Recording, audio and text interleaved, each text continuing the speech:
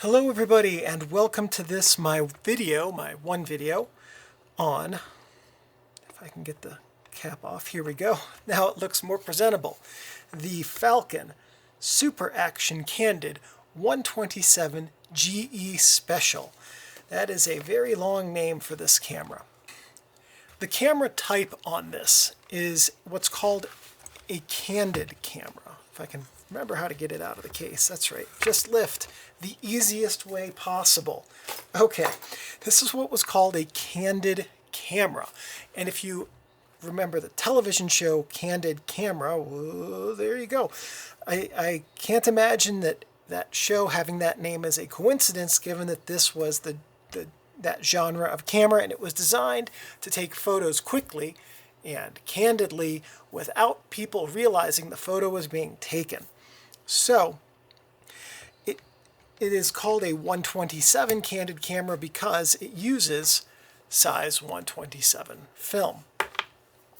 It has an extinction meter in it, which we'll go over later in this video. We'll talk about how to use it if I can figure out a way to actually, the extinction meter is right here, and if you can see in that little window, it is really fogged up. So I honestly cannot even see through the extinction meter when I've used this camera out to take photos with it. As you're seeing in a few seconds anyway, you'll see some sample photos taken with this camera. And I couldn't even see through the extinction meter. I tried disassembling this and there were some rivets in there. I really wanted to clean it and use it, but I couldn't. So anyway, it did come with an extinction meter, which is a very, very nice feature in a camera of this class. We'll talk more about the extinction meter later and some of its quirks. It includes a leaf shutter, maybe more accurately a guillotine shutter, because it's not, I don't think, actually a true leaf shutter. It doesn't have multiple leaves. I think it counts as a guillotine shutter. Let's take a look in the other one here. Yeah, it's got 3 leaves. Anyway, a leaf type or leaf shutter. The shutter speeds on this are time, bulb, 1/25th, 1/50th, 1/100th, and 1/200th. That will vary to an extent by the shutter, as there were different shutter speeds on different cameras, and basically the impression I got from reading about the utility manufacturing company is that if they didn't have enough of this kind of shutter, they would just use a different one. Or they would be buying shutters in different size lots than they would be buying other components, so they would make X number of cameras and have too many or too few shutters from other lots, things like that. The flash on this syncs at bulb and time because there's no flash port. That's a tripod cable release socket. And that's it. There is no way to connect an actual flash to this camera, so if you want to use one, it has to be with the bulb or the time setting. So the target market on this camera would have been entry or toy grade cameras. And we know that for a good number of reasons. We'll go over some of the obvious ones. The candid cameras were toy grade cameras. The Falcon Utility Manufacturing Company, these were all part of the Chicago cluster cameras and Chicago cluster type cameras. They were low end, they were mostly for fun. They were meant to be purchased inexpensively for people who either didn't take that many photos and didn't need a super high quality camera, or who were just learning, things like that. This, however, was the top tier Falcon, and we know that because it has the extinction meter, it has this whole complex meter up here, and it has an ultra fast 3.5 f3.5 50mm lens in a focusing helical with locking detents. Now, we've seen some sample photos from this, but the question is, how good are the actual shutters? So while I go over some more of this, here's another lens I got out of an almost identical camera called an Acro. and it has the exact same shutter except that it says acro instead of Alphax Junior. Same shutter speeds, same aperture range, same woolen sack optics. So I mounted it on a focusing helical and I took it out and I used it on the Sony A7S II. And so here are some sample photos of it. One of the things I'm going to show you is I'm going to show you two series of identical images. One of them was a series of about 10 shots that I took at the same shutter speed to see if the shutter timing was accurate, and it was incredibly accurate. I was very surprised. And the other was a series of shots at the same exposure value with adjusting aperture and shutter speed to get the same EV to see if the shutter speeds were accurate versus the aperture, or the apertures were accurate. And again, surprisingly, though not spot on, they were within the margin of error for film. So I will say that the lens on this lens here, the acro, performed admirably on the A7S II. And for those of you who are watching this video the day it goes live, you should rush out and buy your parts grade Candid 127 cameras with these f3.5 woolen sacks before the Instagram crowd gets them and drives the price up to $500 a piece. These would have been ideal for casual photographers, Boy Scouts, or younger adults learning photography. They have a Bakelite body, but many metal components too. This is a very solid camera. It is very heavy and very solid. You can see that the entire back of this camera, by the way, is just a big piece of metal. This is the heaviest single component. It's heavier than the whole camera, but it gives the camera a whole bunch of really, really good rigidity. So it's heavy and it feels very substantial and solid. And also, people who are serious about photography but not on a budget to buy a high-end camera could have been attracted to something like this because it did have a good woolen sack lens. It did take 4x4 images, which were good for slides, and it does have a focusing helical, which would give some good creative control. It was made by the Utility Manufacturing Company in New York from 1938 until unknown. However, it probably exited production in 1941, which is when Spartus bought the Utility Manufacturing Company. And if I remember off the top of my head the Chicago cluster history well enough, Spartus went on to either be bought by one of the other Chicago cluster companies or was at the core of it. So as for what this was preceded by, I couldn't really tell you, quite honestly. I couldn't find a good or decisive lineage on the Falcon cameras. So the best that I can do is tell you what other models there were, which were the G, the F, and the FE, as well as some super action candid varieties with lower specs. So this would have been in the same class as, say, if you've seen my Detrola video from some time ago, this would have been in the same tier as that camera. It was followed by nothing directly, but the Utility Manufacturing Company was bought by Spartus, and the designs for this camera were rebranded and then became part of the Chicago cluster of cameras. So as we do, let's go over the camera's features. Now, there are no strap lugs on this camera because it came with, or you could buy separately, this nice leather field case, which is legitimately a high quality field case. I was expecting this to be like other candid camera class field cases and be made basically out of thick paper, but it's not. It's made out of actual leather with quality stitching. So on the top of the camera here we have the Film Advanced dial, and this is what takes up the film. This is the light meter. This is a Weston light meter. It's a catastrophe to use today. We'll go over how to use it, but if you are actually going to take photos with one of these, completely ignore it because Weston film numbering is obsolete, and converting it to ASA requires some math, like multiplying by 0.8 or some such thing. There were two different Weston scales, and I honestly couldn't tell you which one of them this one was. At any rate, using a Weston meter today is not practical. Just use a handheld light meter or guess at your settings. This is a cold shoe that you could mount a flash in or a rangefinder if you wanted to. Because this camera's a viewfinder, not a rangefinder, you would need a separate rangefinder to mount here if you wanted to get an accurate read on your distance. This is the film spool knob that it holds in place the new spool of film. On the camera's front, we have okay, so right here when you pull your camera out of the case, it's going to look like this, okay?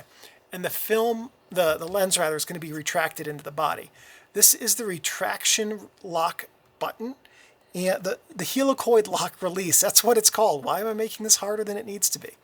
So you push this down, and then you can unlock this and take it out to infinity focus, okay? And your focus scale here is in feet, from infinity to as close as 4 feet. Each of these lines indicates a locking detent.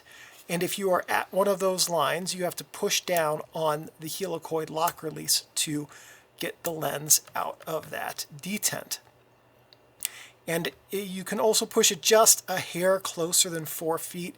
I'm going to guess that's about 3 feet right there, but by the time you're that close to your subject, quite honestly, your depth of field, even if you stop this lens down a little bit, is going to be so narrow that it will be very hard to guarantee focus. Okay, so helicoid lock release, focusing helicoid, Falcon utility manufacturing company, made in USA.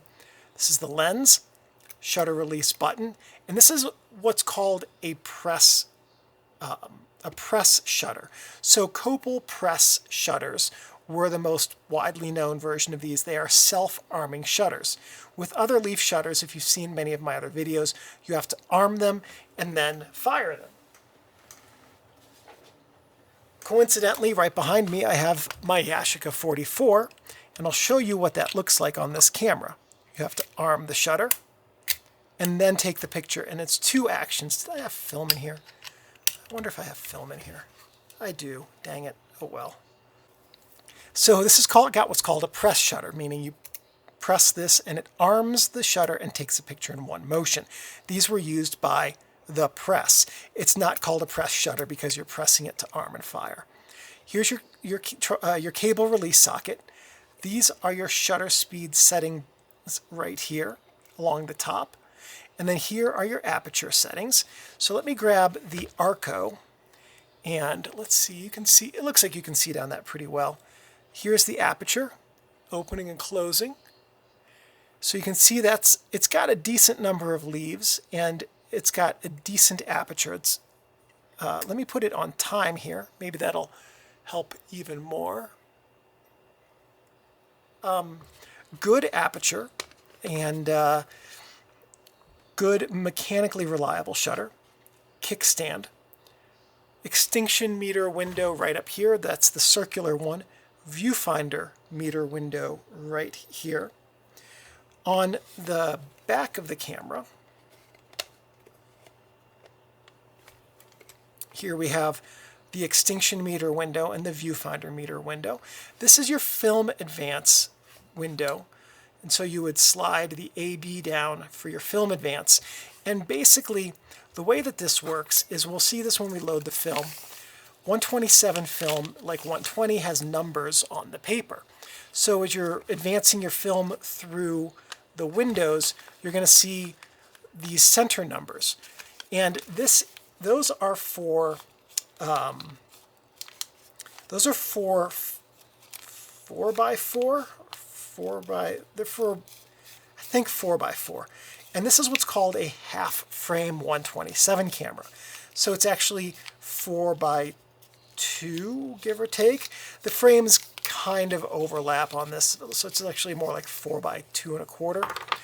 But what would happen is, when you're advancing the film, you would be advancing here, the paper's coming this way, the number 1 would get to the A, and then it would get over here to the B. So for each time that you saw a number, 1, you take a picture here, 1, you'd take a picture here, 2, 2. So basically you're counting each number twice to use the film correctly. This is the film back release right here. Camera bottom doesn't have a whole lot other than the tripod socket. To get into the camera, we slide the film back release and then remove the camera back. And inside of the camera, we have the new film cassette chamber. This is where your new film is going to go. Your shutter box here, and then the film take-up spool right here. And then there's a spring right here to keep the film aligned. That's it. It's a very, very, very simple camera. All right. Oh, and then, of course, you can see the back of the lens and then the 3 shutter leaves right there.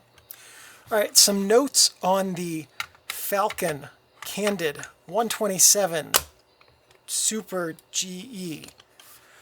Very long name for a very simple camera. Compared to similar class cameras, the Special was a very good performer. The 3.5 Wollensak lenses that this comes with were quite good at their job, especially given the price that these cameras were. And so you saw the sample images up front, taken both on black and white film with this camera, as well as color images taken with the acro lens on my A7S II. Now, as with many of these cameras, the AB windows are not perfectly aligned, which is a polite way of saying they are not aligned well at all, in fact, pretty terribly. So one thing when I was using this camera, I found that to get minimal frame overlap, what I would do is as the paper was running through here, I would try to put the numbers towards the outside of each window. So if the 1 was right in the middle here and then right in the middle there, I'd get a whole lot of image overlap. But if the 1 was just touching the edge, maybe a little bit, yeah, just touching the edge was pretty good. And then again, just touching the edge over here, I'd get minimal frame overlapping. The drawback to doing it that second way is that every single frame would overlap instead of just the 2 next to each other for 1 and 1 with a little gap between them. So realistically, calling this a half frame camera here was pretty optimistic. The carrying case for these, like I said, is actual leather, very high quality, and the light meter on this camera uses, as we've said, Weston speeds. Now, at the time that this camera was made, the Weston system was a very precise way of measuring film speed. There were multiple, I think at least 2 different versions of the Weston system, and because of that, it's a challenge to use today. So I did actually now, in finding my research, figure out which one it uses. This light meter would have used the pre-1955 Weston scale. We'll cover how to read that in a minute. First thing we're going to do, though, is we're going to load film into this camera. Well, not film because I don't have any 127 to ruin, but I do have this 127 backing paper, which, as you can see, has been through many cameras a bunch of times. So if you've ever wondered if I actually shoot some of these obscure film formats, I do. I shoot them until I cannot use the supplies for them anymore. Now, I believe that we have to pull this up. There we go. It's been a few months since I loaded this camera. And then we're going to let me get the spool tied up a little bit tighter here. That might make it easier. Then what we're going to do is we're going to take the spool and we're going to put it into that little hole in the bottom of the camera. And now we drop that knob back into place, and that's now secured. We're going to pull off a leader, and we're going to find the slot here on the take-up spool. And we're going to slide it in here. Now, if you are using modern film, not vintage film, those come with plastic spools. I think it was this camera I was using. I was attempting to use some Ezox Rarichrome with, and it had a plastic spool with a plastic knob for the advance, and I think it was this camera that sheared it right off. So, and just buyer beware that the modern plastic film spools may not be the best option for these cameras. So now we're going to advance this until those arrows get lined up right around in here somewhere. I'm going to put the film back on. There we go. Now it is light tight, and this camera is surprisingly light tight. I didn't really expect it to be, but it's very good. Now we're going to advance until we see the 1 in the first window. Did I miss it? I'm not sure. It's hard to see through the windows from this angle. Here we go. Not there yet. Ectochrome, that's a good sign. Okay, that is actually a hair further than I normally like to put the 1, but that is about what it should look like in your window. After you take your first shot, then you'll advance it. And after you advance it, then take it until the 1 is right about there. So you should be able to see the 1 on the edge. Now, once you've taken that second shot, you're going to advance it until you see the 2. And the 2 is actually significantly further into the red box than I would have liked, but you get the idea. And then you just keep going and going and going. Now, in real life, film is one and done. And if you were to open your film back like this with film loaded, the light would erase your images or ruin the film to use in the future, at least everything beyond about here. So theoretically, if you did this and right now with this film and it was real film, you could advance to frame 3 and keep shooting. I'm going to show you basically what happens when you advance the film. The paper and the film are taken up here on the take-up spool, and they're just pulled off of the donation spool, just like that. Really simple. Now you could probably hear this clicking.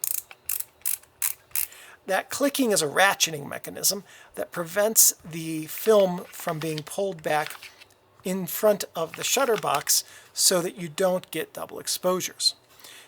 You could do that. You could intentionally take double exposures, and we'll cover that at near the end of this video.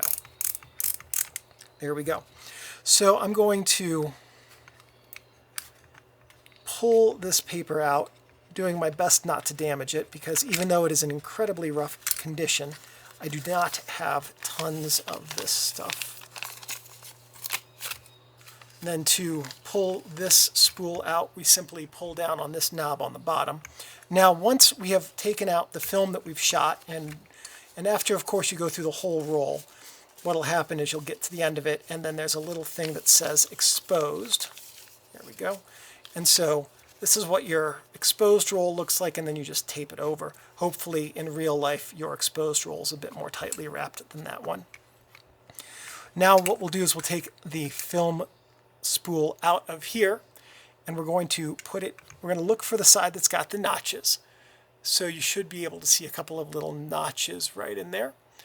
This spool has 2 notches, so it doesn't, or notches on each side, so it doesn't matter how we load it. But if you only have notches on one side, like modern film 127 spools have, you want to load them up here. Like I said, if you have an all-plastic film spool for your 127, this camera will likely shear it off, and you will be in a world of hurt with that. Then once it's in, you push this up, and I'm going to try to get this aligned so that it actually nests properly. There we go. Push that up. There we go. And now we've moved the empty cassette over, and if you wanted to take more photos, you could load another film spool and just keep going. So the next thing we're going to do is we're going to go over how to use the lens. If you were to just take your lens cap off right now and just fire away like this, it would work. Nothing would be in focus because the lens is currently focusing very, very far past infinity. So the first thing you have to do is push this helicoid lock release button, and then once you start spinning, you can release it. And if you release it, then as soon as you get to infinity, the lens will lock in place at the infinity detent. Now, each marked distance, like I've said, has a locking detent. This lens can zone focus, and that's just a matter of lens physics. However, the zone focusing scales on this aren't marked. So I couldn't really tell you what the different zone focuses are.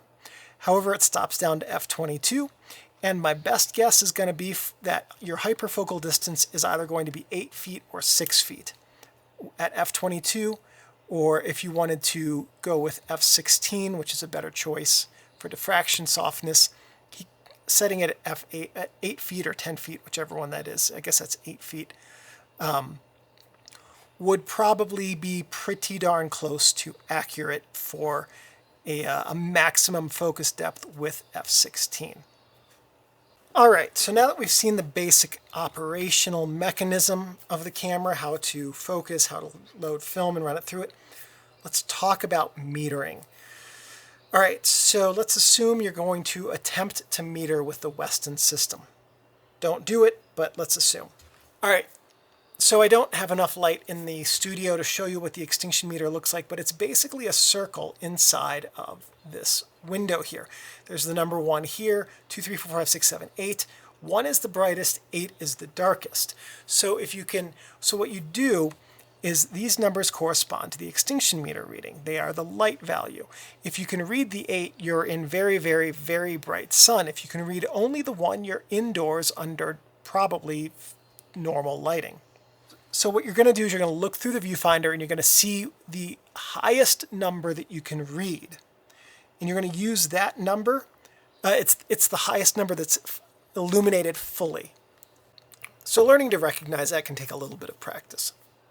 At any rate, on the left side of the calculator, use the swinging guide here to pick whether you are indoors, outside in full sun, or at a beach or in snow. So let me zoom in as close as I can here. There we go. And you can see here the numbers 1 through 8, and then you can see here your settings. At the bottom, we've got sea, beach, snow. In the middle, we've got average subject.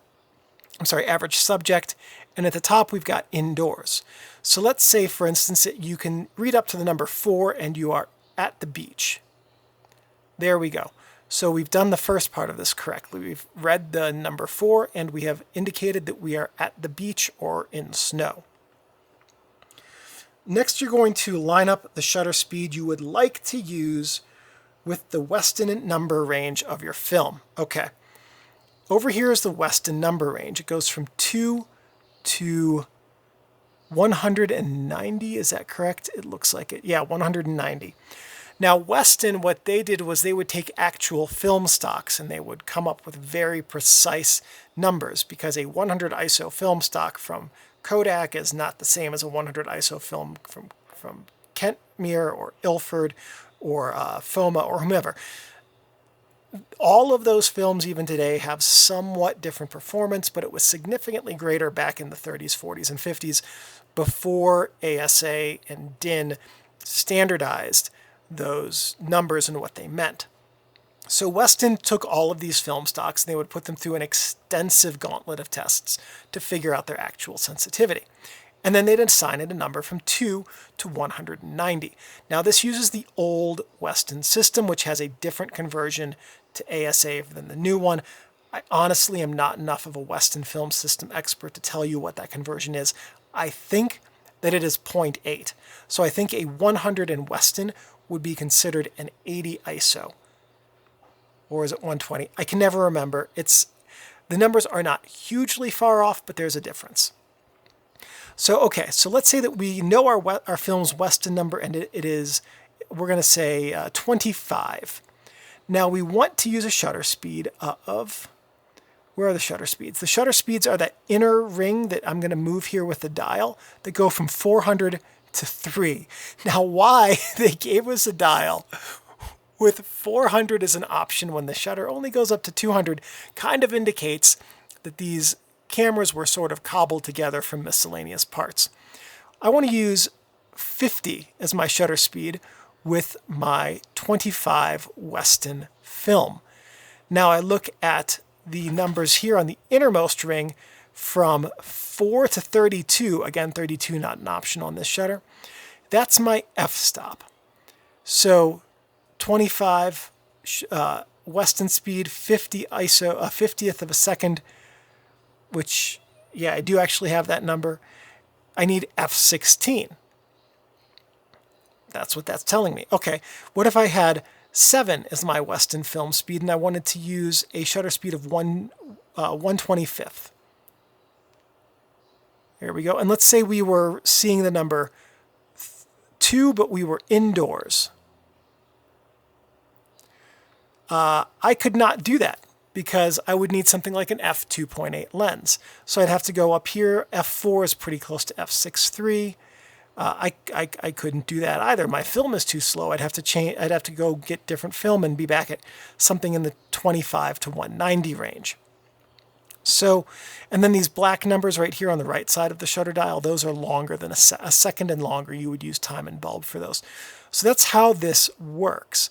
Basically, you need to take your meter reading off the extinction meter, figure out what type of setting you're in, set that setting to that extinction meter reading, and then figure out which shutter speed you would like and your Weston film speed, and from that you can determine your aperture, or more specifically, the apertures that will work with your shutter speed. If we go back to our first example where we were using 25 Weston film speed and we could use f16, we could also use 1/25th of a second at f22 or 1/200th of a second at f8. Those would also be viable and suitable combinations for that lighting condition.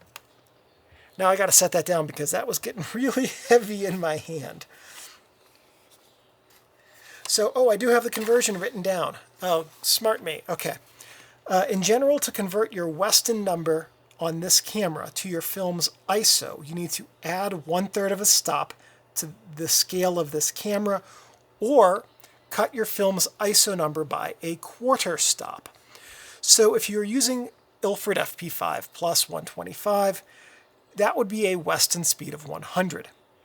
Another way to put it is if you set your Weston speed at 40, that would equate to an ISO of 50. So when I said 80 to 100, that was actually correct. Nice. See, I remember this stuff sometimes.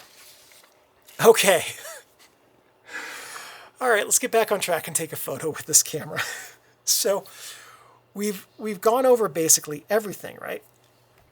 We've talked about how to use the meter. We've talked about how to focus, how to arm the shutter, select your shutter speeds, and your aperture. So to take a photo, you're just going to put all of that together. You're going to look through the viewfinder window up here, frame up your image. Honestly, your best bet is to dial in your shutter speed and your aperture first, and then figure out what your focus distance is going to roughly be.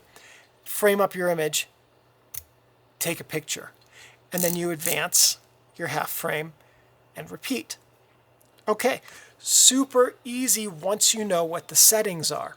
Getting to the settings using the Weston calculator can be a bit wonky, but once you know your settings, you're in good shape to use this camera. But what if you want to take double exposures? Super easy. The coupling, there is no coupling between the shutter and the film. Single exposure, double exposure. That's the mechanics behind it. So let's talk the science of exposure. So let's say you've either used your Weston meter, or if you want to do something a little bit easier, you're going to use a handheld light meter like this one, which is also a Weston light meter. Okay, so you can use a handheld light meter not like that one, like a different one that has numbers with the film you're going to be using today, and you're going to obtain your shutter speed and aperture. Okay, great. So we know it's 1/200th of a second at f5, 1/100th of a second at f5.8, with the film we're using as a proper exposure. We take our exposure, we advance the film, we've done our single shot.